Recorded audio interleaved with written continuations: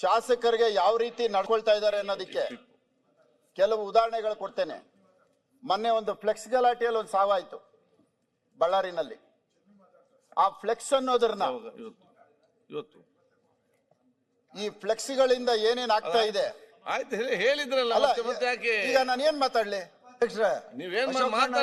ನಾನು ಏನ್ ಮಾತಾಡ್ಲಿ? ಅಲ್ಲ ಸರ್, ಒಂದ್ ನಿಮಿಷ ಸಭಾಧ್ಯಕ್ಷ.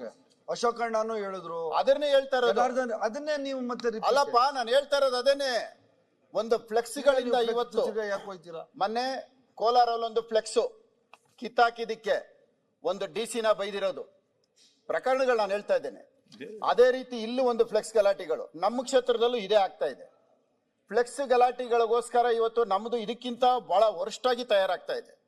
ನಾನೊಬ್ಬ ಶಾಸಕ, ನಾನು ರಸ್ತೆನಲ್ಲಿ ಓಡಾಡ್ತಾ ಇದ್ರೆ ಮೊಟ್ಟೆ ಹೊಡಿಯೋದು, ಶರ್ಟ್ ಹರಿಯೋದು, ಮಸಿ ಬಳಿಯೋದು, ಒಂದು ಎರಡಲ್ಲ, ಇದೆಲ್ಲ ಆಗ್ತಾ ಇದೆ. ಆದ್ರೆ ರಕ್ಷಣೆ ಕೊಡ್ಬೇಕಾದ್ರೆ ತಾವು ಕೊಡಬೇಕು. ನಮ್ಮನ್ನ 224 ಜನಕ್ಕೆ ರಕ್ಷಣೆ ಮಾಡೋದು ತಮ್ಮ ಕೆಲಸ. ನಾವು ನಿಮ್ಮ ಹತ್ರ ಹೇಳ್ದೆ ಇನ್ಯಾರ ಹತ್ರ ಹೇಳ್ಬೇಕು? ಇದೆಲ್ಲ ಆಗ್ತಾ ಇದೆ.